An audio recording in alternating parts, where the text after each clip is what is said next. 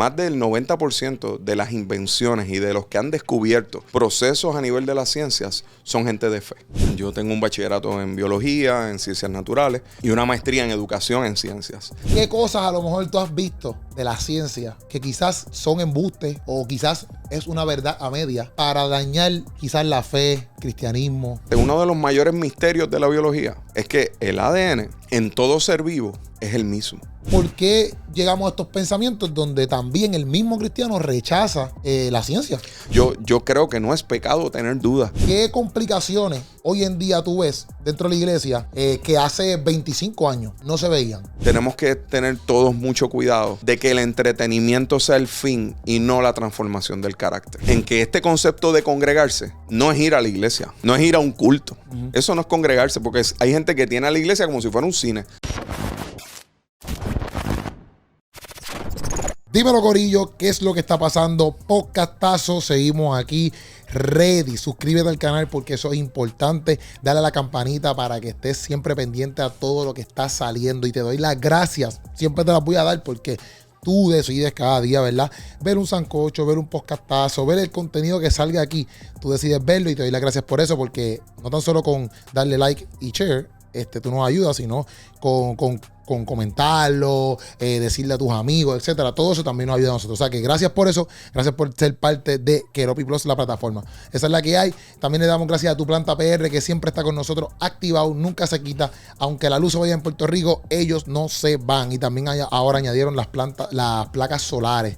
O sea que si tú necesitas placas solares, Tu Planta PR trajo placas solares. Estoy trabándome aquí como un loco. Trajo las placas solares y tú las puedes tener en tu casa también. O sea que nada, Tu Planta PR tienen baterías, generadores y un montón de cosas más que ellos pueden ser de ayuda para ti. O sea, contáctalos a ellos y te pones al día y así, mira, los enseres de tu casa no se van a dañar más nada. Tú le dices, lo vi aquí en el podcastazo, en el sancocho, donde sea. Tú le dices, mira, yo lo vi en Keropi y me dijeron que ustedes me iban a tratar bien. Llega ahí a la tienda y solicita lo que tú necesites solicitar. Esa es la que hay, familia. Y vamos a estar aquí hoy nada más y nada menos que con Nando Steidel en la casa. Pastor Nando Steidel en la casa. ¿Cómo te sientes? Qué bendición, qué privilegio estar contigo. Siempre viéndote a través de, bueno, de tu trayectoria y ver dónde el Señor ha permitido que estés. Y para mí un privilegio estar, brother, aquí y compartir contigo. De verdad que una experiencia muy buena cuando veo jóvenes que se dedican a poder crear contenido que sea de edificación sobre todas las cosas. No, y gracias también a ti por decir que sí, porque a mí también, para mí, un privilegio, un honor. Yo sé que vamos a ver cosas aquí súper interesantes. Voy a aprender mucho de ti. Siento que eres un brain, ¿me entiendes? Que sabes muchas cosas. Y para mí eso es muy importante. Como que yo sé que a mucha gente le gusta el entretenimiento, le gusta el vacilón, pero a mí me gusta mucho también como que escuchar cosas, no sé, para aprender y eso. No todo el tiempo tiene que ser como que para reírme. Pero vamos a hablar un poquito de tu background, ¿me entiendes? Desde siempre tú te has criado en una iglesia siendo hijo de pastor o algo así, o tú viniste de un background no cristiano. O sea, ¿de dónde sale Nando Steidel, tu familia? Pues mira, usualmente de los pastores siempre se piensa que somos hijos de pastor. Ya. Pero la realidad es que yo no soy hijo de pastor. Mi papá es un empresario en el área en Puerto Rico, en Yabucoa. Y mi mamá, yo crecí en un negocio familiar, pero ellos no le servían al Señor. A mí me habla de Jesús en la escuela. Mi amigo de la infancia, que le entrega su vida a Cristo porque un vecino le habló de Cristo, que era un universitario. Él tenía 11 años. Le entrega su vida a Cristo sin tampoco tener ningún tipo de background familiar. Y desde ahí él empieza a hablarme de Jesús. Y a los 13 años yo le entrego mi vida a Cristo. Y básicamente en la iglesia donde íbamos, era la catacumba de Yabucoa, la iglesia de las catacumbas en Yabucoa, pues nosotros éramos los únicos dos jóvenes.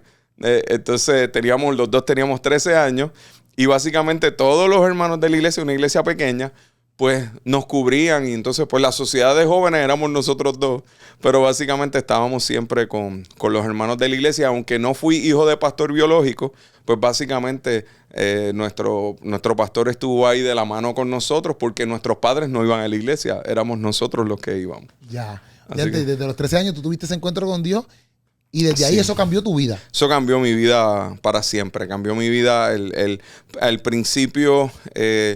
Este amigo se pasaba compartiéndole el evangelio a todos los que estábamos en la escuela. Y yo al principio me burlaba de él. Pero entonces seguí caminando con él y el testimonio de él impactó mi vida al punto que decidí entregarle mi vida a Cristo. Así que doy las gracias a Dios por ese testimonio que duró 2 años. Él seguía, ¿verdad? Impactando mi vida. Inclusive, te voy a decir algo. Nosotros, él le gustaba repartir tratados y hablarle a la gente, y Cristo te ama y aquello. Entonces, pues como nosotros jugábamos baloncesto, para que pudiéramos jugar baloncesto, porque él era muy buen jugador de baloncesto, para que él fuera de mi equipo, pues él me decía, no puedo ir a jugar porque tengo que repartir los tratados. Yo le decía, pues yo los reparto contigo. Y yo me iba a repartir los tratados sin ser cristiano y le decía a la gente, Cristo te ama, Cristo te ama. Y cuando me hacían preguntas, yo decía, no, yo no contesto, las contesta el rubio. Tú sabes, él es el que contesta las preguntas, hasta que 2 años después leí. Se me quedó un tratado y lo leí. Y ese día me impactó la vida y le dije, oye, quiero ir a la iglesia. Y la iglesia tenía un grupo pequeño. Y en ese grupo pequeño, no sé, 5 o 6 personas, ese día hablaron de Jesús. ¿Y te acuerdas de lo que decía el tratado? El tratado decía, Cristo te amó tanto que estuvo dispuesto a ir a la cruz por ti. No pienses que nadie te ama. Entonces eso me impactó y nada, en mi vida, básicamente, luego de eso, exponerme a la palabra, pues fue una transformación poderosa, de verdad, fue algo hermoso. Y además un evangelio más de autenticidad, más de a los que conocía, que estaban ahí en ese grupo pequeño. La mayoría eran jóvenes, universitarios, nosotros éramos los adolescentes o los que eran adultos mayores. Realmente nos enseñaron la importancia de la palabra. Ok, pero esas palabras que decía el tratado, ¿tú te sentías así en ese momento era? Sí. O sea, ¿tú te sentías no amado? Yo me sentía no amado, definitivamente. Estaba caminando en una circunstancia muy difícil de soledad, de circunstancias de adolescente, ¿no? De no pertenecer como que a ningún lugar. Y de momento recibir un amor puro. Creo que el Señor, ¿verdad? Ahí en ese momento yo no entendía toda la envergadura de lo que estaba atravesando mi alma. Yo no sabía cuánto yo necesitaba a Dios. Pero en ese momento, ¿verdad? Sin haber tenido ninguna experiencia de iglesia ni nada por el estilo. Sí, uno era nominal que decía, no, somos de tal iglesia, pero no necesariamente visitábamos la iglesia. Así que en ese aspecto, pues para mí fue un impacto de Dios ahí muy directo a mi corazón. No te lo pregunto porque en verdad es sorprendente cómo, ¿sabes? Cómo un tratado te cambia la vida, porque a mí me lo cambió también un tratado. Y también, cómo literalmente la palabra está hablando ahí específicamente de algo que tú estás pasando, por decirlo así. Porque el tratado con el cual yo me convertí fue 1 Samuel 16:7, que es que Jehová no mira las apariencias, Jehová mira tu corazón. Entonces yo para las apariencias, yo no era como que el tipo del bien parecer, como que para trabajar en oficinas, etcétera, bla, bla, por decirlo así. Y yo siempre tenía esa lucha y de momento tengo ese tratado, ¿me entiendes? Y por eso fue que te lo pregunté, si estabas pasando por eso. Entonces, ¿cómo llega? Obviamente, vamos a dar un fast forward, por decirlo así, pero te conviertes, permaneces en la iglesia, pero ¿cómo llega este llamado a ser pastor? Pues mira, a la edad de 14 años, mi pastor se atrevió a ponerme a predicar en la iglesia. Y empecé en el grupo pequeño a compartir algo.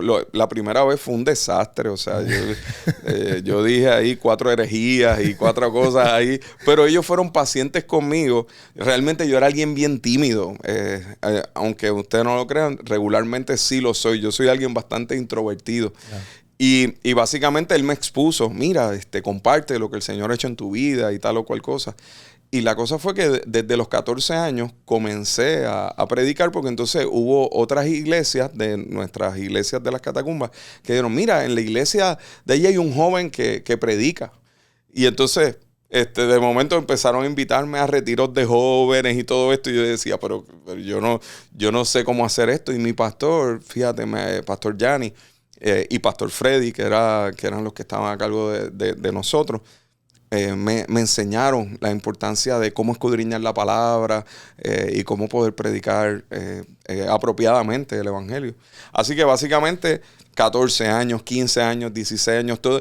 En mis etapas de adolescencia, pues yo regularmente participaba de la iglesia, de estar enseñando a los niños. Uno, como en las iglesias pequeñas, uno hace de todo. Ajá. Entonces, pues básicamente la iglesia se convirtió en mi familia, en mi vida. Y cuando entonces ya me casé, ¿verdad? Conozco a Jessica. Cuando estaba en la universidad, que conozco a Jessica, en la universidad, pues fui parte de los grupos cristianos en la universidad. Fui presidente de la confra del UPR de Calley, donde allí pues vi un avivamiento del Señor. Lo que el Señor hizo en la Universidad de Puerto Rico en Calley en esos años del 93 al 97 fue algo impresionante. Llegamos a un grupo pequeño éramos como 15 estudiantes cristianos. Cuando yo me gradué habían 300. O sea, fue un avivamiento y gente entregándole su vida a Cristo allí. Y ese proyecto de ver lo que Dios estaba haciendo, pues también pues, siguió llenando mi vida de yo quiero servir al Señor a través de esto. Y básicamente, pues cuando nos casamos, nuestra idea siempre era ayudar a los pastores. Habíamos estado ayudando al pastor de Jessica con los jóvenes de su iglesia y esos jóvenes habían crecido muchísimo. Jessica me ayudaba a mí en la iglesia nuestra, acá en Yabucoa. Y cuando nos casamos nos fuimos a una iglesia que creíamos que íbamos a ir a ayudar al pastor que estaba en la iglesia. Porque nos mudamos a Calley y cuando fuimos a la iglesia dijimos, pues vamos a ayudar a esta iglesia, a este pastor. Y cuando fuimos no había pastor en la iglesia. Y quedaban en la iglesia alguna decena de personas, unas 10, 15 personas quedaban en la iglesia, pero no había pastor. Y entonces nosotros fuimos allí a ayudar. Yo toco la guitarra y mi esposa canta. Así que ellos nos pidieron que ayudáramos en la alabanza y empezamos a ayudar. Y al cabo de los 6 meses, los líderes de la iglesia nos pidieron que si nosotros podíamos comenzar a pastorearles. Y básicamente ellos se encargaron de llamar al grupo de las iglesias, a la denominación y toda la cosa. Y entonces los de la denominación dijeron, bueno, pues amén, vamos a ordenarlo. Obviamente era ser ordenados pastores de una iglesia de 10 personas. Y teníamos 24 años en ese momento. Así que dijimos que sí al Señor en ese enero del año 2000. Así que ahora en este enero, en un mes, cumplimos 25 años. Son un par de años ahí pastoreando. Ok, ¿y ya era Catacumba? Sí. ¿Desde ese día, desde el primer día? Sí, porque era la catacumba número 9 de Calley y yo venía de la catacumba número 10 de Yabucoa. Esta iglesia ya estaba y había tenido unos tiempos hermosos en los años 70. Fue la iglesia número 9 en ser fundada de las catacumbas. Se fundó en 1974, pero ya en este momento estábamos en el año 99 y la iglesia no estaba pasando por un buen momento. Había tenido unas circunstancias complicadas y no tenía en ese momento un pastor que estuviera a cargo y entonces nosotros no lo sabíamos y terminamos. Así que básicamente fue como que llegamos a pastorear sin saber que íbamos a llegar a pastorear. Nuestro anhelo era ayudar a la gente, a ayudar a los pastores que estuvieran, pero no habían pastores. Así que básicamente fui como quien dice puesto en un lugar porque no había más nadie. Está bien, eso está bien. Pero ok, entonces tu conocimiento tu conocimiento dentro de lo que es bíblico y muchas otras cosas más, ¿es porque tú has sido autodidacta o tú sabes, por ejemplo, pues voy a ser pastor, déjame entonces meterme en un instituto, ¿cómo ha sido eso?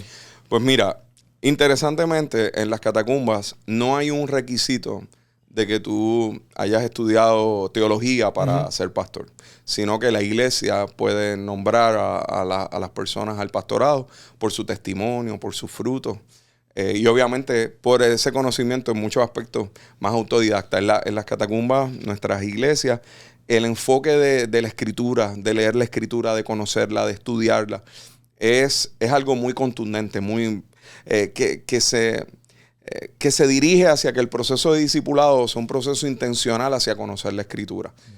No necesariamente para ser pastor, sino para la vida. En ese proceso definitivamente pues escudriñar la palabra para mí es un deleite.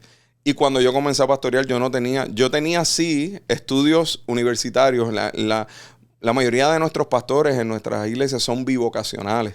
Okay. Tú tienes pastores que son abogados, que son médicos, no sé, que son ingenieros, y a la misma vez ejecutan la posición pastoral. En ese momento, ya yo había empezado como profesor universitario. Okay. Mis estudios eran... Yo tengo un bachillerato en biología, en ciencias naturales y una maestría en educación en ciencias. En ese momento yo tenía eso. Ya yo estaba dando clases en la Universidad de Puerto Rico en Río Piedras. Okay. Y entonces luego, luego empiezo en el pastorado, pero yo tenía estudios en educación, más que nada. No eran estudios teológicos. Luego hice mi doctorado en la UPR de Río Piedras en educación científica. Y luego comienzo a ser profesor en la UPR, entonces de Calley, donde yo había estudiado mi bachillerato. Entonces, interesantemente, durante todo este tiempo yo fui pastor, autodidacta de la Biblia, pero para el año, ahora recién, quizás hace unos 6 años atrás, pues logré hacer una maestría entonces en teología. Pero fue después y ahora precisamente estoy terminando mi doctorado en ministerio el próximo año con el favor de Dios. Así que básicamente yo vine a estudiar después, no antes. Ahora, obviamente entiendo la bendición que es el poder estudiar bíblicamente y prepararse. A mí pues me llegó ahora... Aunque no lo creas, como un refrigerio bien chévere, el poder escudriñar la escritura y en poder quizás aplicar algunas de las cosas que había aprendido autodidácticamente dentro del proceso del Instituto Teológico ahora. Ok, entonces tú estudiaste biología y ciencia. Y ciencia, sí. ¿Eres un duro en eso? Bueno, considerar un duro, no sé. Es que te quiero preguntar unas cosas y yo sé decir. Bueno, recuerda que la ramificación científica es bien amplia. Ajá. Pero el área que más yo he trabajado, pues sí es el área que tiene que ver con yo superviso los que van a ser maestros de ciencia. Okay. O sea, yo soy el que estoy a cargo de esa supervisión de práctica docente de los que van a dar clases de ciencia o de matemáticas. Así que el área de educación en ciencias quizás ese es el área de mayor fortaleza. Ok, pues yo, by the way, si tú ves que yo miro el celular varias veces que tengo anotaciones aquí, ¿está bien? Súper. Ok, pues vamos a preguntar, esto no te lo voy a preguntar, pero como me dijiste esto, pues me quiero ir por aquí. Ok, ¿qué cosas a lo mejor tú has visto de la ciencia hoy en día que se habla que quizás son embustes o son falacias o quizás es una verdad a media para dañar quizás la fe, el cristianismo? No sé si me entiendes. Sí, te entiendo. No sé si eso te mete en problemas a ti. No. Pero sí, porque hay muchas personas que yo tengo que usan, no, es que la ciencia dice esto, no, es para muchas cosas. Y así yo digo, pero será verdad, porque yo no soy un científico, ¿sabes? Como que será verdad todas estas cosas, pero ¿qué cosas a lo mejor tú has visto que se enseña ahora mismo que quieren quizás lacerar cosas bíblicas? No sé. Mira, tú sabes que yo creo que una de las mayores falacias es que se piensa que la ciencia y la fe chocan. Okay. O que van en lugares opuestos. Yo creo que en muchos aspectos, cuando nosotros nos referimos al contenido científico, se desconoce que más del 90% de las invenciones y de los que han descubierto procesos a nivel de las ciencias son gente de fe. La revolución científica vino de la mano de la revolución espiritual de la reforma de los años 1500. Inclusive, las leyes impresionantes de la ciencia que todavía las utilizamos, como Michael Faraday, John Maxwell, Isaac Newton, eran gente de fe. Eran gente que decían que en la ciencia ellos se preguntaban el cómo, porque el por qué ya estaba contestado. Porque el por qué es porque Dios es creador. Y el cómo es cómo esta creación se muestra y se ve. Y por ejemplo, un dato científico que ahora se ha desarrollado muchísimo, que es en la genética, lo que tiene que ver con el genoma humano. Quien dirigió el proyecto del genoma humano, Francis Collins, es un hombre de fe, es un hombre que habla que la ciencia y la fe no chocan. Y este proyecto de genoma humano que duró 15 años, lo que demuestra es que los seres humanos somos 99% iguales. Eso muestra una herencia común. Y por ejemplo, un solo ejemplo, el ADN, ¿verdad? O DNA, ¿verdad? Como se le dice en inglés. Es impresionante. Uno de los mayores misterios de la biología es que el ADN en todo ser vivo es el mismo. El rearreglo es diferente, pero sigue siendo adenina, citosina, timina y guanina. Entonces, es impresionante como una cucaracha, que aunque la gente la quiera matar, tiene el mismo ADN, un helecho, un cangrejo, nosotros todos tenemos la misma cadena de herencia. Pues para mí es que cuando un artista termina su obra, la firma, ¿cierto? Pues el ADN es la firma de Dios en todo lo creado.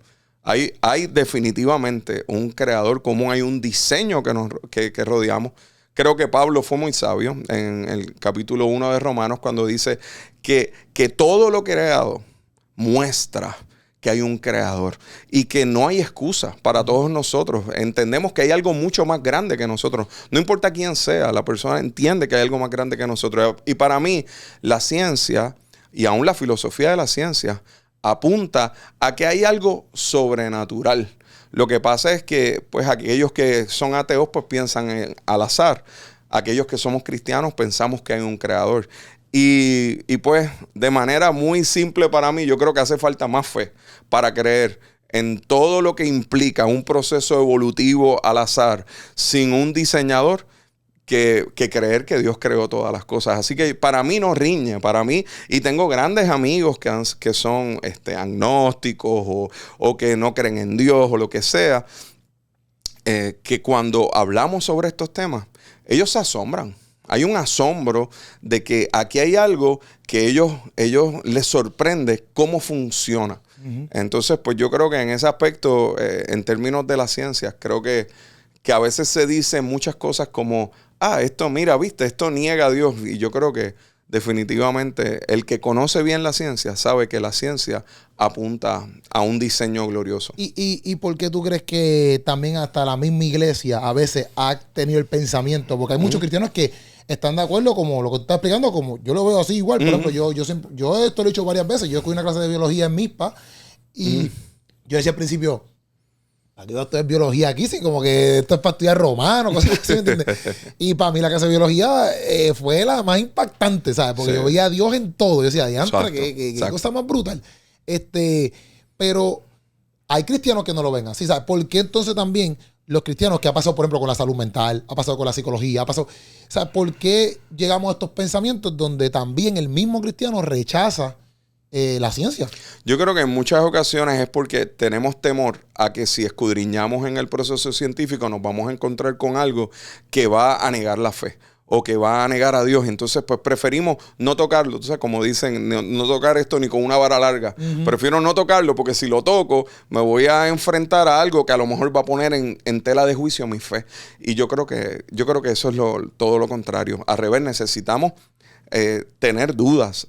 Yo creo que no es pecado tener dudas y hacernos las preguntas y buscar la respuesta. Inclusive, una de las cosas que para mí ha sido más sorprendente es que las dudas que quizás yo he tenido, de momento empiezo a encontrar que son dudas que llevan 500 años, 600 Exacto. años. Tú sabes que hay otra gente que la ha tenido, no hay nada nuevo debajo del Exacto. sol. Y al revés, ahora en esta etapa, con todos los adelantos y todas las invenciones que hay, lo sorprendente es que ahora es más fácil creer. Es más fácil, no es más difícil. Yo creo que las evidencias nos muestran una realidad gloriosa de un Dios creador de todas las cosas. Por eso para mí, ¿verdad? Llevo 27 años enseñando en la universidad y llevo 25 como pastor y cualquiera pudiera pensar, pero es que esto como que no pega. Y profesor de ciencia, no, para mí es una sola cosa. Yo creo que en ese aspecto uno respeta la academia, porque yo respeto el proceso académico, como respeto el proceso espiritual. Y para mí, pues, definitivamente no riñen, se complementan. Sí. Y yo pienso también como que es una mala mentalidad, por decirlo así, que tú quizás entres ya de lleno como que, si es que si escudriño va a pasar algo malo. Exacto. Porque si tú dices, y si escudriño y aclaro un montón de cosas que a lo mejor o solidifico. ¿Me entiendes? Porque, por ejemplo, cuando yo tenía pensamientos de biología, yo decía, pero para que yo no tenía un pensamiento de que negativo de que biología me va a apartar de Dios. no tiene ese pensamiento, pero sí tiene el pensamiento de que para qué es necesario estudiar biología, porque estoy en una universidad que es de Biblia. Sí, sí, sí. Pero después, estudiando biología, me di cuenta de que al contrario, conocí más cosas de Dios, conocí más cosas grandes de ver a Dios, ¿me entiendes? O sea, que también tenemos que tener un cuidado de nuestra mentalidad, de no tener ese miedo de que, ay, Dios, nos va a pasar algo malo si escudriñamos algo. Yo creo que para mí la frase más importante es esta. La verdad de Dios resiste cualquier duda. La verdad de Dios es tan indubitable, literal, que cuando yo me acerco a cualquier cosa con la cosmovisión de la palabra y de la verdad de Dios siempre va a vencer. Exacto. No, y no puede haber miedo, porque siempre va a prevalecer. Exactamente. Y además de lo del ADN o DNA, dentro de tu estudio y toda esta vuelta y tus experiencias de siendo profesor y eso, hay otro dato quizás científico que a ti te ha volado la mente, que tú dices, diantre, brother, como que esto de la ciencia y puedo ver a Dios ahora aquí como que diferente, además del ADN, o ese ha sido como que... Bueno, está también, hay un concepto de un profesor cristiano de Berkeley que se llama Michael Behe, que él habla sobre un concepto que se llama lo irreductiblemente complejo. ¿Qué quiere decir? Que tú no puedes reducir algo más porque si no, en su complejidad es como único puede funcionar. Que hay veces dentro de la teoría evolutiva se piensa que las cosas fueron como que por parte y se fueron añadiendo. Pero, por ejemplo, él utiliza el ejemplo de una ratonera. Que una ratonera, si tú le quitas el resorte o le quitas una parte de la ratonera, pues básicamente deja de ser ratonera. Tú no puedes decir que esa ratonera es ratonera si no tiene todas las partes. A eso es lo que se refiere como no puedes reducir más.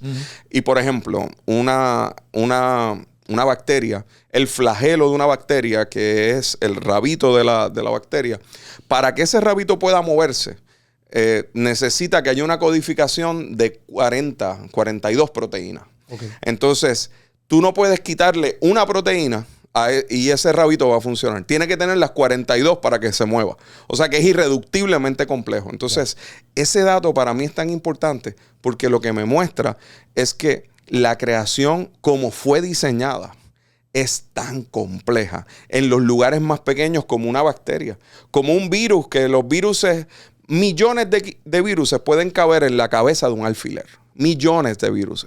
Entonces, cuando tú ves eso y tú ves cómo un virus para reproducirse necesita una bacteria e insertar su ADN, o sea, y tú dices, es que esto es algo muy simple. No, el virus es algo bien complejo y es irreductiblemente complejo. O sea, que lo que hay no es como que el Señor hizo cosas así que eran simples y se volvieron complejas. No, es que desde que las diseñó eran complejas. Entonces, pues para mí eso es sorprendente cuando yo veo en la ciencia que mientras voy a los microorganismos o voy a las grandezas de lo que hay en el océano, cada vez lo que encuentro es algo más complejo, no encuentro algo más simple. Y lo que muestra es la diversidad impresionante de Dios. Y lo que Él quiso hacer, o sea, literal, el que se adentra a conocer todo eso, lo que de momento es que entras a la mente de Dios y te das cuenta de que Dios puso todo eso. Y yo creo que después que lo hizo todo, se echó a reír y dijo, vamos a ver, mira, a ver, breguen con eso, breguen con mi creación y díganme si esto es simple o no. Es demasiado grande, es verdad. O sea, eso que tú me estás explicando, ¿sabes? 1 millón. ¿Sabes? Es una cabecita de fila, eso es un mundo. ¿Me entiendes? Por ejemplo, el otro día estaba viendo el texto de que Jesús dice, yo soy lo de la luz. Somos luz, perdón, que somos luz y que tú no pones una luz, no la puedes poner debajo de una sábana, etcétera, la pones arriba, ¿verdad? Ese texto, ¿verdad? Y yo busqué qué era la luz, ¿verdad? Como que yo busqué, pues, ¿qué es la luz? Pero en sí, ¿qué es la luz? ¿Verdad? Y pues dice que son ondas y bla, bla, bla, y muchas cosas, ¿verdad? Que para ir adelantando todo eso. La cosa es que hay diferentes tipos de luces, como que la ultravioleta, la infrarroja. O sea, la que nosotros vemos es la visible, la luz visible, pero hay muchas luces como la ultravioleta o la infrarroja, que nosotros no la vemos. No. ¿Me entiendes? Entonces, tú dices, diantre, a veces nosotros simplificamos a como que, yo soy la luz. Y pues imaginamos un flashlight, una lamparita, una bombita. Pero si hablamos de lo que es la luz, ¿sabes? Y estudiamos lo que es la luz nada más, es súper amplio lo que Jesús está diciendo. Impresionante. ¿Me entiendes? Entonces, yo digo, a veces nosotros lo tomamos como una velita porque ellos usaban vela o qué sé yo, y está bien, no está mal, pero en esa simpleza, entre comillas, Jesús está diciendo grandes cosas, ¿me entiendes? Y ahí es que tú te das cuenta de que es bien complejo el mundo, aunque también a la misma vez bien sencillo entre ciertas partes. Lo impresionante es que Dios nos dio una capacidad de razonamiento para poder entender. lo que nos rodea de manera física, pero también de manera espiritual. Sí. Y yo creo que lo más glorioso es ver cómo nuestra mente, que otro punto impresionante, nuestro cerebro tiene más de 3,000 millones de conexiones. Ya, eso es demasiado. Entonces, cada vez que tú aprendes algo, tu cerebro cambia de forma. Se forman más proteínas, neurotransmisión. Es algo impresionante cómo funciona el cerebro con aprender algo.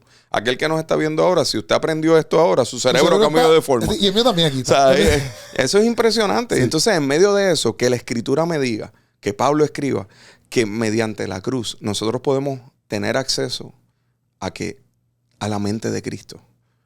Es glorioso, porque el Señor lo que te está diciendo es, tienes una capacidad de razonamiento que puse en ti, pero quiero que tengas una capacidad de razonamiento espiritual que va más allá de este mundo.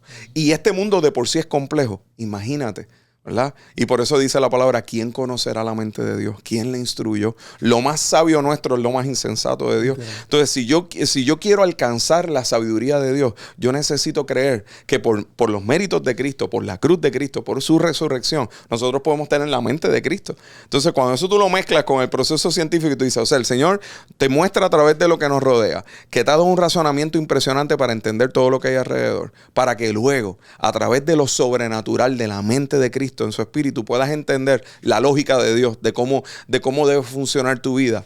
Es glorioso porque te cambia la definición completa de lo que el mundo piensa que es éxito. No, el Señor lo que nos dice es aquel que verdaderamente es exitoso es aquel que lo que vive tiene valor eterno, porque trasciende este mundo. Y entonces, ¿cómo tú saber todo esto que tú me estás explicando, tú lo puedes transferir, por decirlo así, a la iglesia como pastor? Ok, mira, ¿sabes qué? A mí me gusta cómo Jesús hacía sus aplicaciones. Yeah. Cuando los discípulos tenían este revolú de quién es el más importante y aquello y lo otro, Jesús usaba PowerPoint, ¿verdad? Pero usaba PowerPoint vivo y hacía ilustraciones. Iba pasando un niño, él agarró al niño, lo puso en medio y digo, bueno, el que no pueda tener el corazón como este niño, entonces no entiende quién este es el más importante del reino de los cielos. Entonces yo creo que de la manera ilustrativa básica es la mejor forma de uno enseñar. Uno puede tener un conocimiento que Dios nos haya permitido tener y todo lo que sea, pero yo no necesito demostrarle a la gente que yo sé. Yo necesito poder compartir la sabiduría de la palabra, porque la palabra es la que hace sabio al sencillo. Entonces, si el principio de la sabiduría es el temor al Señor, yo debo, como predicador, como pastor, exponer a la gente a la palabra. Porque la palabra es la que transforma. Sí. Mis palabras se las puede llevar el viento, pero la palabra de Dios es la que permanece. Entonces yo creo que necesitamos regresar a la realidad de que la palabra tal cual es gloriosa. O sea, Jesús era tiktokero. O sea, a lo que me refiero es que en un principio, o sea, cuando tú vienes y dices una parábola, ¿cuánto tiempo le tomaba a Jesús decir esa palabra? 5 minutos. Y en 5 minutos te volaba la cabeza con traerte una verdad de una aplicación de autenticidad, de lo que realmente es la palabra, de no la religiosidad, sino la autenticidad del espíritu de la palabra. Así que yo creo que el enfoque debe ser predicar a Cristo, a este crucificado. Y hay veces que los mensajes más importantes no son los más sofisticados.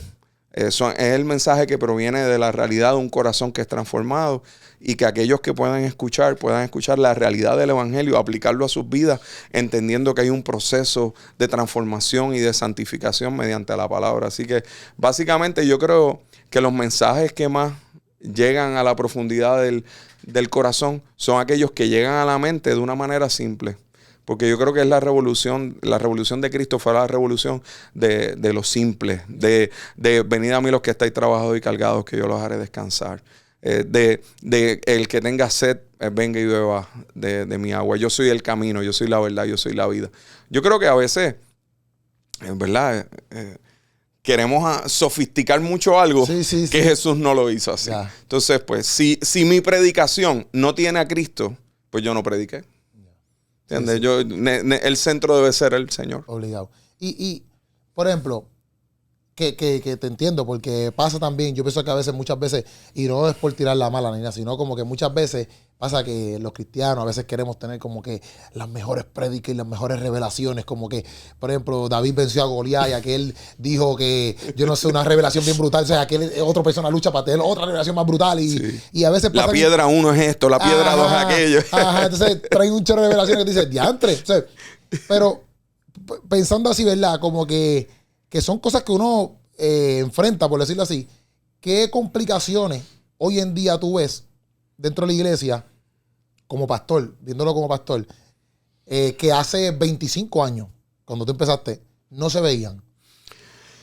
Yo creo que la iglesia, yo respeto mucho la iglesia del Señor y yo creo que la iglesia tiene la capacidad regularmente de autoevaluarse y la iglesia como cuerpo, yo valoro el que hay tantos pastores que han permanecido. Yo sé que hay algunas circunstancias que ocurren donde X o Y persona lo ha hecho inapropiadamente. Pero por cada uno de esos que inapropiadamente han hecho algo mal, yo sé que hay 100 más que, ¿verdad? O como le dijo el Señor a Elías, hay 7,000 que no han doblado sus rodillas. Hay gente fiel en los campos de nuestro país que están sirviendo al Señor de sol a sol, que están levantando familias, que están cuidando personas en medio de sus procesos y acompañándoles. Así que yo creo que hay veces que hay que tener cuidado con generalizar y decir, la iglesia está haciendo esto mal. Así que lo que sí yo pienso es que quizás aquellos que son más públicos o más visibles, tenemos que tener todos mucho cuidado de que el entretenimiento sea el fin y no la transformación del carácter. Entonces, yo creo que más que nada es eso. Y lo que transforma el carácter, pues, es exponernos a la palabra. Yo sé que siempre uno quiere decir alguna frase que sea la mejor dicha o lo que sea. Y la realidad es que, o qué frase tiene un catch, pero hay que tener tanto cuidado porque a veces tratando de buscar esas nuevas revelaciones, se nos olvida que lo que necesitamos predicar es lo que ya ha sido revelado. Entonces yo creo que necesitamos conocer más la palabra y mostrar la realidad de esa palabra y la aplicación de esa palabra. Y creo que en esta generación, lo que yo creo que hay que tener mucho más cuidado es con el sobreénfasis en las personalidades y en la idea de que la persona que está, cuando esa persona habla, ahí es que Dios me habla. Cuidado.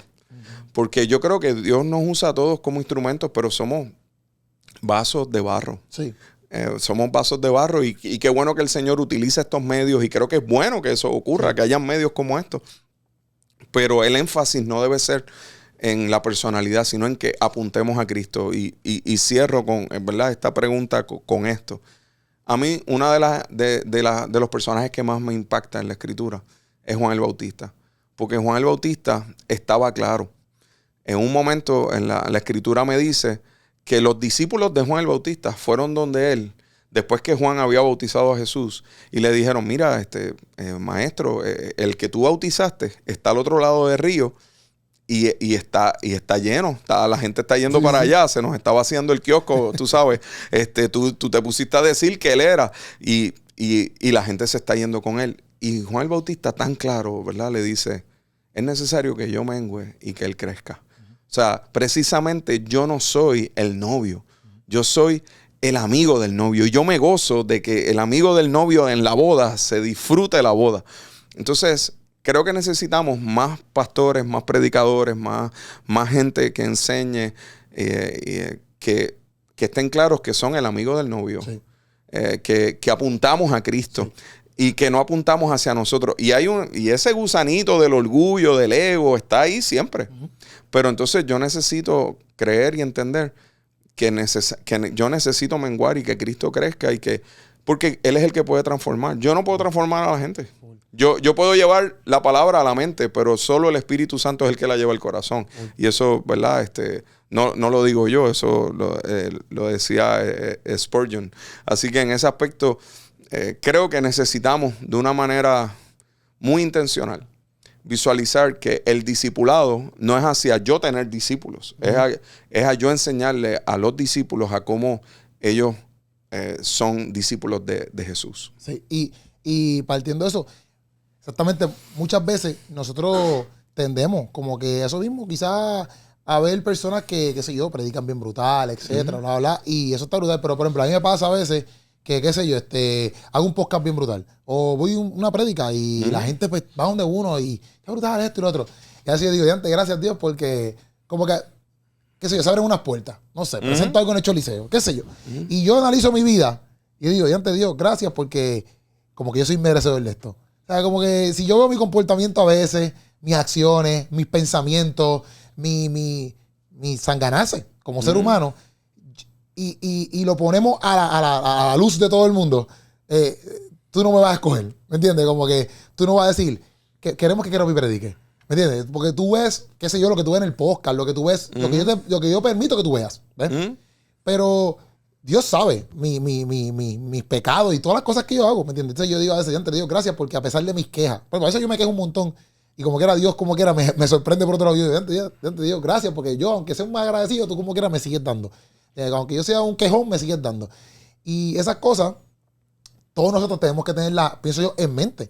Que si tú mismo te evalúas y ves que eso le pasa a todo, yo siento que a todo cristiano tiene que entender esto, aunque tú no tienes que ser un predicador. O sea, tú puedes ser un tipo que trabaja 8 a 5 y tú te vas a dar cuenta de que tú en muchas áreas eres un mal agradecido, en muchas áreas eres un quejón, una quejona, o en muchas áreas pecas bien al garete y como quieras Dios sigue estando ahí contigo. Y si tú ves eso, tú tienes que ver lo mismo en el que tú estás quizás poniendo un pedestal. Y no está mal que tú tengas tus predicadores favoritos, etcétera, bla, bla, bla. Pero sí yo siempre lo veo así como que, y siempre acordarnos de eso, de que tiene que ver, el perfecto aquí es Dios, el perfecto aquí es Jesús. Todos los demás somos imperfectos. Y ese punto para mí es demasiado importante. ¿Por qué? Porque creo que Dios nos da el privilegio de participar de su plan. Porque hay un solo plan, es el plan de Él. Y Él nos da el privilegio, a pesar de nosotros, como tú bien dices. Porque nosotros somos peor de lo que nosotros mismos pensamos de nosotros mismos. Y aún así el Señor, ¿verdad? Aún siendo pecadores, Cristo murió por nosotros. Y nos puso a ser sus instrumentos. Eso es glorioso. Y eso es un privilegio. Y no podemos perder ese enfoque nunca. De que Dios nos puso y nos permite. Por eso es que necesitamos apuntar a Cristo. Por eso es que necesitamos apuntar a Él. Por eso necesitamos apuntar a su palabra. Porque al final de cuentas, ser parte de lo que Dios está haciendo es glorioso. Pero necesitamos entonces tener cuidado en nuestro corazón. Y lo otro, la segunda cosa que me gustaría decir sobre esto es que a veces estamos muy acostumbrados a escuchar predicadores que son excelentes. O sea, hay gente a quien uno escucha y uno dice, wow, qué tremenda ilustración, qué tremenda palabra. Pero la pregunta que todos tenemos que hacernos es, de esa persona, pues podemos admirarlo o admirarla, está a la distancia. Pero, ¿quiénes son las personas cercanas a nosotros a quien admiramos? ¿A quién camina junto a nosotros? Porque el proceso de discipulado tiene que ver con ese proceso más cercano. Sí. Entonces, a veces tenemos que tener cuidado de que digamos que nos está pastoreando alguien que nosotros ni conocemos, ni tampoco nos conoce. Literal. Yo creo que necesitamos realmente un pastoreo cercano todos. Necesitamos mentoría regular. Aún yo llevo 25 años de pastor y yo tengo a mis pastores a quien yo llamo y pido consejos. Porque es gente que quizás no son así públicos o lo que sea, como Dios nos ha permitido estar en diferentes instancias, pero son gente que nos muestra la realidad de la palabra con sus vidas y con su ejemplo. Si hoy en día yo tengo una familia que puede glorificar al Señor, es porque tuve pastores que me modelaron eso. En lo cotidiano. O sea, yo lo digo con mucho gozo y con mucha alegría. El que la primera vez que yo comí a la mesa y yo oí a un padre de familia orar por los alimentos y darle gracias a su esposa y bendecir a sus hijos, fue en la casa de mi pastor. ¿Entiendes? Y sentarme a la mesa con ellos, para mí fue un privilegio que aprendí a hacerlo. Y la primera vez que lo hice en mi casa, con mi familia, o sea, me salieron lágrimas porque me acordé de ese pastor que invirtió en mí cuando yo tenía 13 años.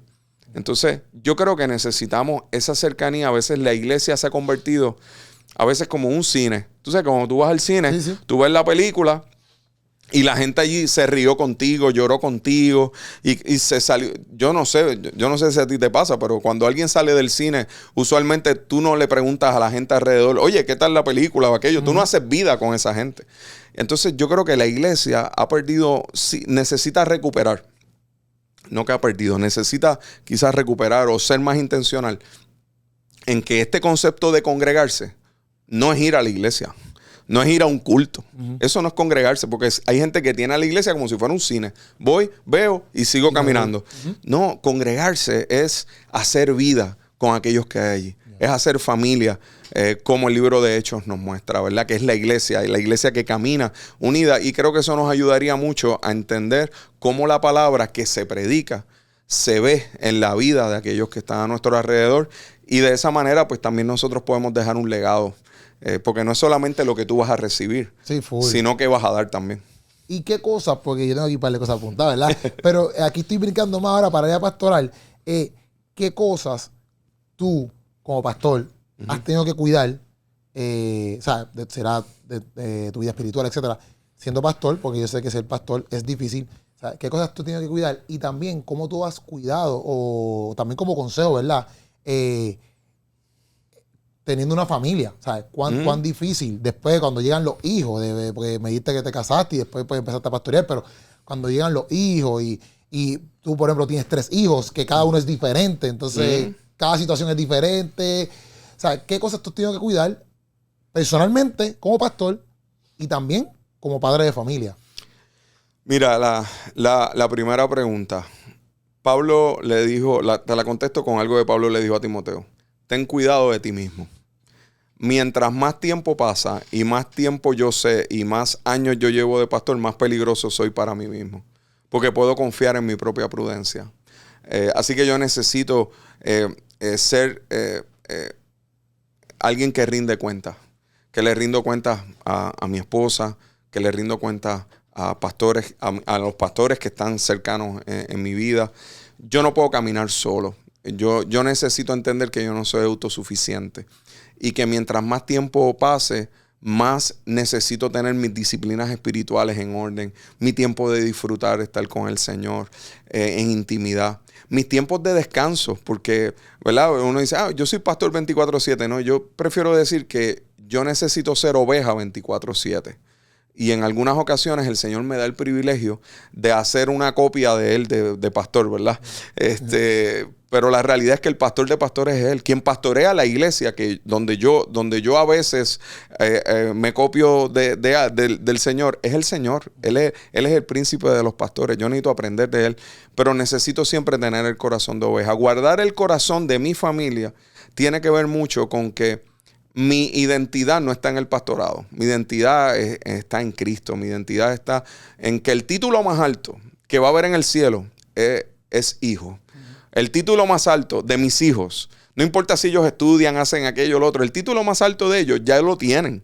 Es que ellos son mis hijos. Cuando llegan mis hijos a mi casa, pues son mis hijos. Y cuando lleguemos al cielo, Él es el Padre. Nosotros, o sea, no es que allí, aquí está el pastor tal, aquí está aquel, el otro. No, aquí están los hijos de Dios. La revelación de los hijos de Dios es lo que aguarda este mundo, como dice Romanos. Entonces, ¿qué quiere decir eso? Que yo necesito ser muy intencional durante todos estos años, y agradezco a mi esposa Jessica por esto, el ser bien intencional en guardar el corazón de nuestros hijos para que sean auténticos, para que no tengan que, mira, es que tú eres hijo de pastor, tienes que portarte de tal forma o tienes que funcionar de tal manera, porque mira, ¿qué van a decir? Nunca.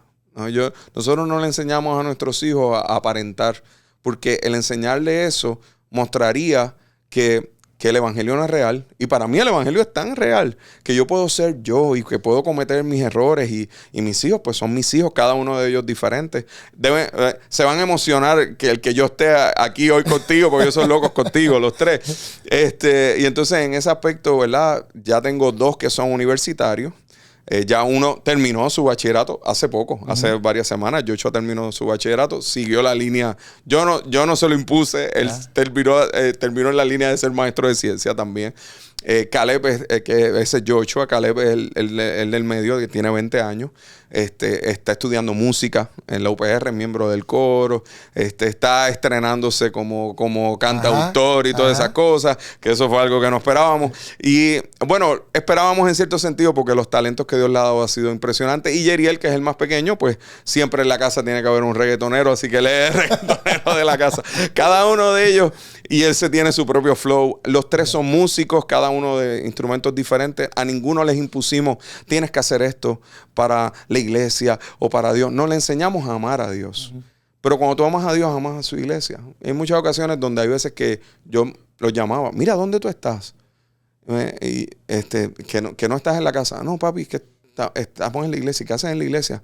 No, es que estamos ayudando a limpiar la iglesia.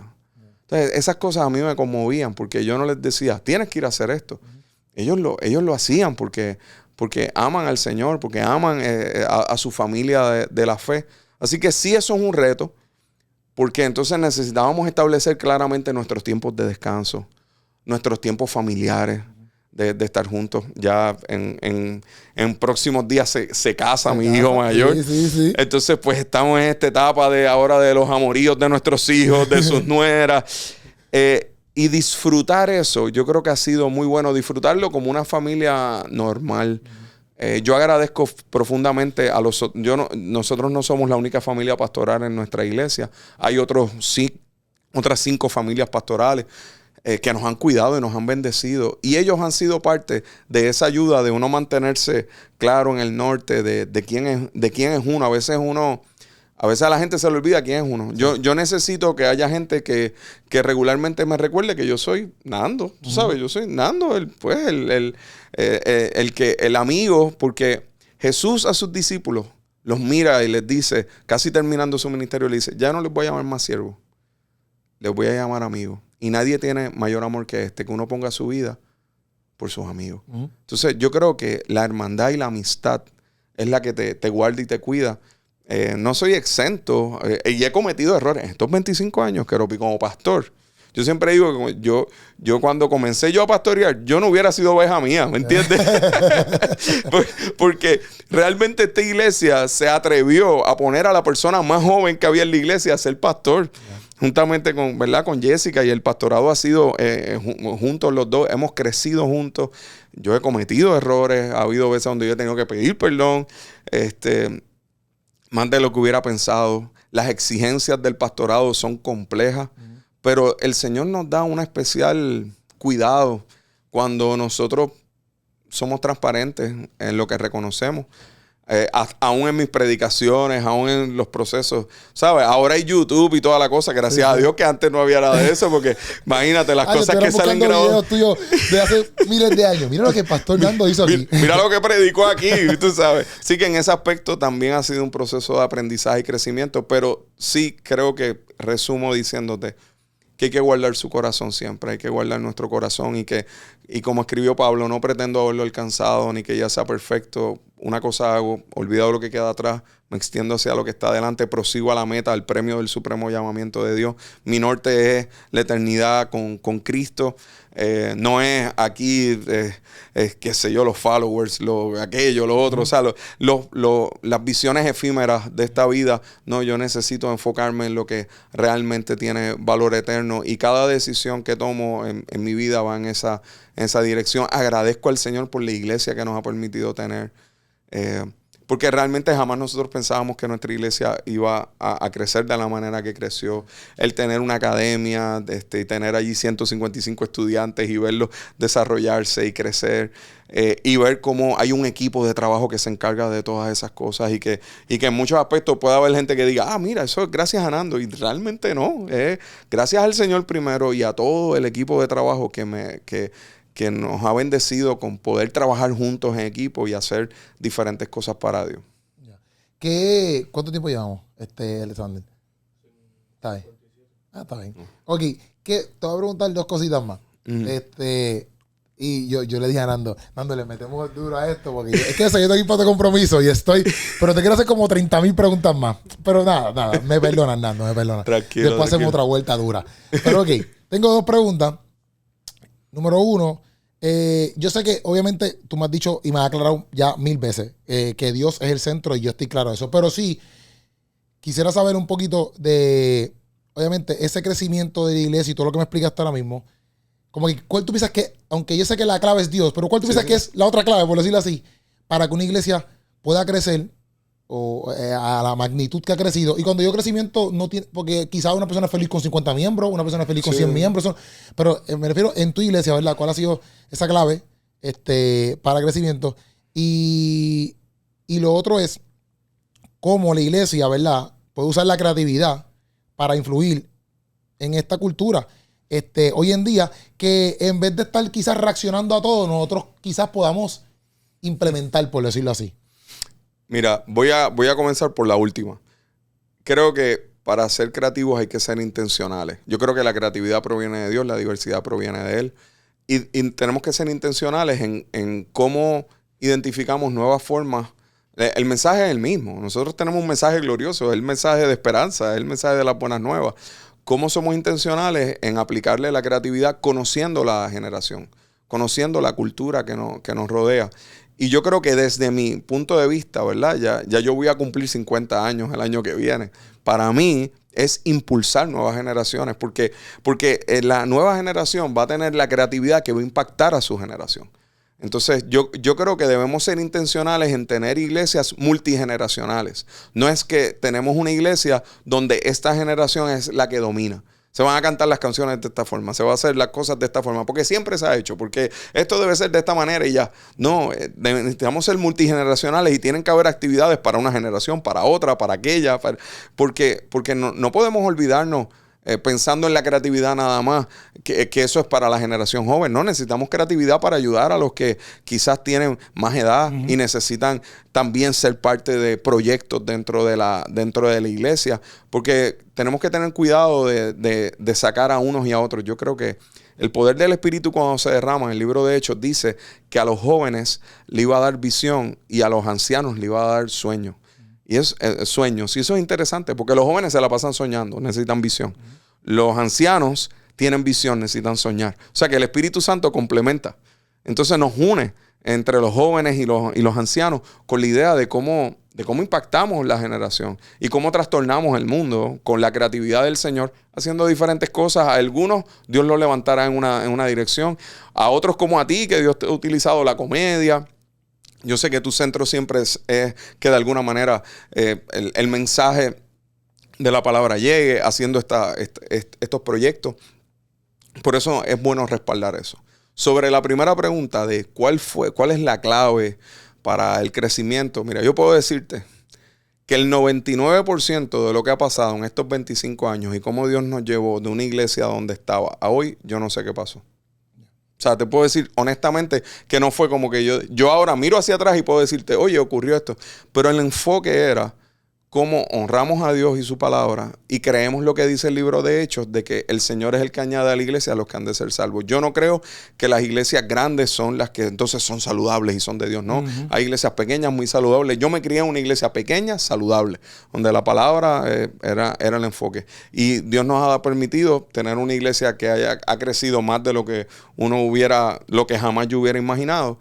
Pero básicamente el reto es y el desafío es cómo la palabra viene a ser el centro de lo que se hace allí, cómo el enfoque no es en una persona, sino como el enfoque, o sea, en una persona humana, sino como el enfoque es en Cristo.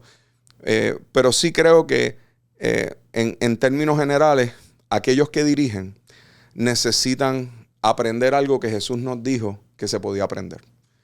Y es aprender la humildad. Jesús dijo, aprended de mí que soy manso y humilde de corazón. El orgullo viene en nuestro package. Pero la humildad se aprende.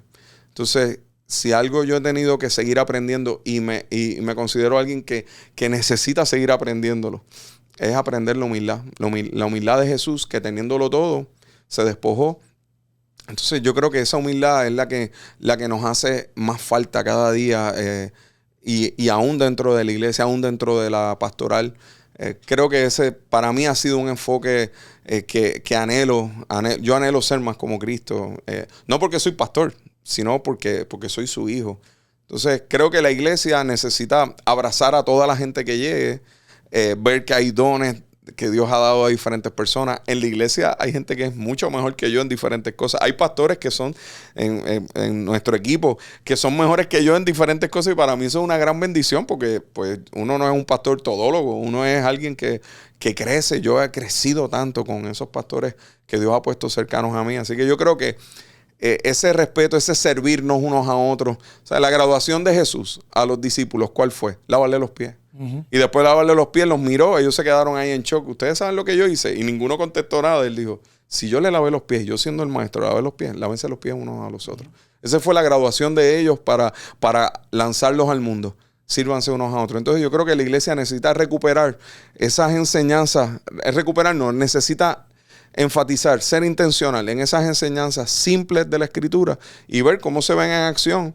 Y yo te aseguro que el Señor es el que añade. Ha habido tanta gente que ha llegado a nuestra iglesia que nadie los ha invitado, que simplemente llegaron allí. El Señor los llevó.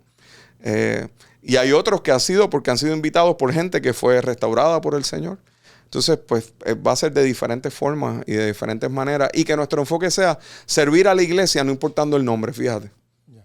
¿Sabes? Porque ahora mismo las actividades que nosotros hemos hecho, los eventos que trabajamos, ya sea para hombres o para mujeres, o ahora que de jóvenes de R24, nuestra idea, ¿sabes cuál ha sido? Edificar la iglesia. Bendecir a los demás pastores, sea la denominación que sea.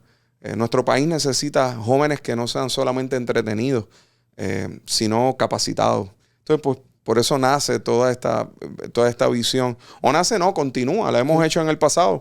Pero creemos que en este tiempo necesitamos no solamente decir que estamos unidos, sino ser intencionales en mostrar que podemos caminar unidos. Y eso yo creo que es un reto profundo para la iglesia. Estamos ahí. Estamos perfect. Tú sabes que yo quiero seguir aquí, pero yo tengo que ir a un lugar. Pero, se nos ha ido el tiempo a las millas. Sí, pero Nando, tenemos que hacer la segunda parte, ¿está bien? Dale, y me comprometo. Pero esa parte no va a tener el tiempo. Esa parte quizás le metemos 2 horas. Dale. ¿Está bien? Pero, dale, estoy de acuerdo. ¿Cuánto tiempo hicimos? Alexander? 1 hora y 5. Está bien. Hicimos 1 hora. 1 hora es buenísima. Porque yo tengo muchas preguntas aquí, en verdad. Y yo sé que a la gente le encanta esto. O sea que, gracias. Te pido mis disculpas aquí en vivo y a todo color porque porque me siento hasta jorado yo aquí. Pero... Tranquilo. Pero gracias. Porque yo sé que hay mucho para hablar.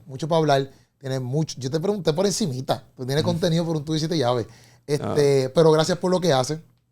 Gracias por dedicarte a trabajar para Cristo. A tener una familia súper saludable dentro de todo. Porque yo sé que pasan un montón de cosas. Que no es perfecta para nada. Exactamente. ¿Sabes? Pero saludable. Conozco a tus hijos que están en todos lados. En todos lados. ¿Sabes? Tú estás en el cine. Tú estás en una premier de cine. Ellos están. Tú estás en un evento de ellos. Tú estás en todos lados. Pero gracias por lo que hace, por siempre tratar de llevar el nombre de Dios en alto. Eso se nota, no tan solo en la conversación de ahora, sino yo sé que todo el mundo que te sigue y te escucha dentro de las plataformas de todas las que has estado, la gente lo sabe. O sea, gracias por eso. Y Corillo, esperen la segunda parte. La vamos a hacer. Dale, la hacemos. La segunda parte, y si después hacemos más cosas. Pero yo creo que sí. Le metemos Nando en la casa. Nando Steidel. Así mismo te pueden buscar en las redes sociales. Así mismo, Nando Steidel. Hoy en nuestra iglesia, Catacumba 9 de Calley. Así que nada, para mí una bendición, brother. Un privilegio. Qué bueno que se nos dio. Sí. Y nada, me comprometo a volver y estar contigo. Para mí una bendición esta conversación. Y gracias por este tiempo. Seguro que sí. Nos fuimos. Podcastazo, Corillo. Nos fuimos.